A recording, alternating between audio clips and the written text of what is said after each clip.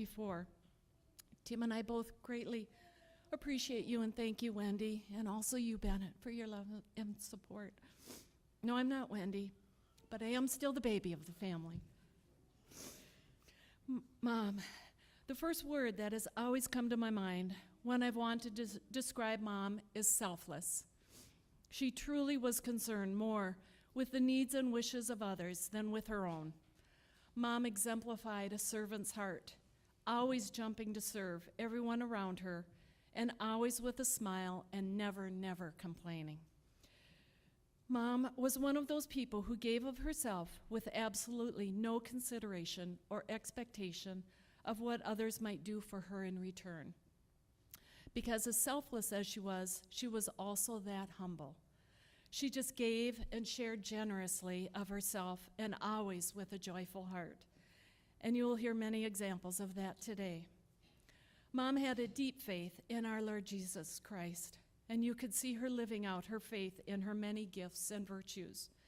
Both Mom and Dad raised us kids to know their strong faith in Jesus and taught us kids the same. I realized a long time ago that you do not want to play Bible trivia against Dad because you will lose. Our church life and the Good Shepherd congregation were important to Mom and Dad, and for those of you who may not know, this very sanctuary was our church home growing up, just in a different location about 20 miles southwest of here. After closing down at its rural home, it was physically moved to its new home here in 2010. Since Mom and Dad had already moved closer to Morris, they were able to continue worshiping in this very same sanctuary that they were married in 71 years ago today. In the slideshow that was being shown,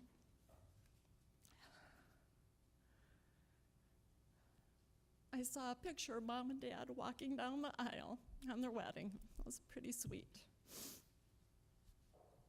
I have many memories of sitting with our family in that pew right about where you are, Ken, maybe one back. It's the Lutheran way to always sit in the same pew. Mom was also an amazing cook, even though she never really enjoyed cooking or baking. Now, if any of you didn't grow up on the farm out here, let me explain something. Every day, Mom served breakfast, forenoon lunch, dinner, afternoon lunch, and supper. And then, if we had company in the evening, there was a full second supper served once again before they could leave the house. No wonder I wore chubby sizes as a child. That was Mom. I really suspect that Mom's cooking is the real reason Gordon kept dating me and eventually married me. He's nodding. You nodded first.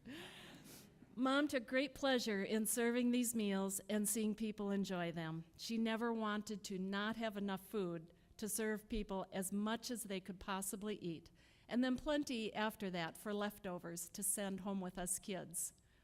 When we were younger, we had Christmas Eve dinner at Mom and Dad's house with Mom's parents, her brother's family, and our family.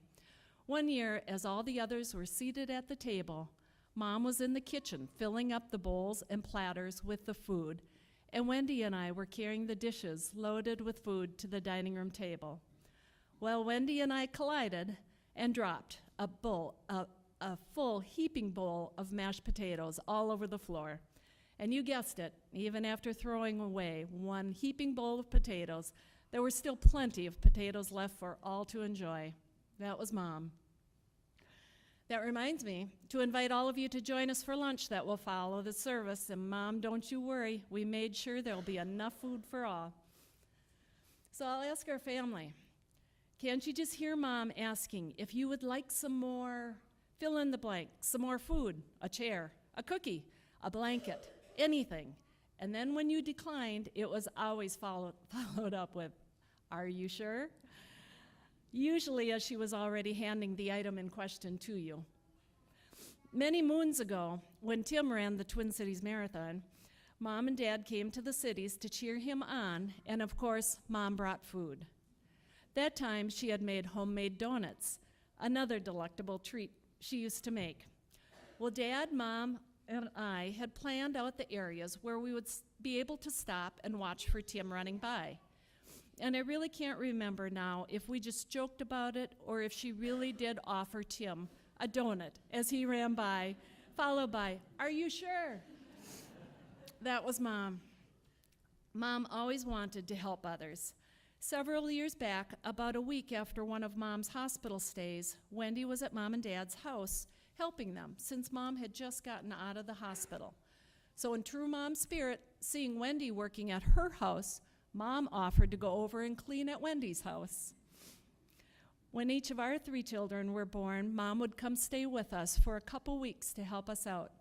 She had already been cooking and freezing quantities of food to bring for us, and then while staying with us, she proceeded to cook every meal, helped with the baby and our other kids, and cleaned our house. That was Mom. Mom was always thinking of others. Even in her last days, she would tell Dad to drive carefully when he left after visiting her at Courage Cottage. Or Wendy would tell her that she'd be back tomorrow, and Mom would tell her she didn't really have to do that. Mom never wanted to inconvenience anyone. That was Mom. Mom and Dad enjoyed a lot of travel in their 71 years together. Growing up, there were many summer camping trips out west. I remember one night out west somewhere in Bear Country, we had pulled off the road to set up camp, as it was late and dark, and I don't recall if we couldn't find a campground or just what. But it was just us in this remote location, and Mom was already questioning if this would be safe, especially from the bears. Well, we proceeded to help Dad set up the pop-up camper, which takes a bit of work, especially those older models.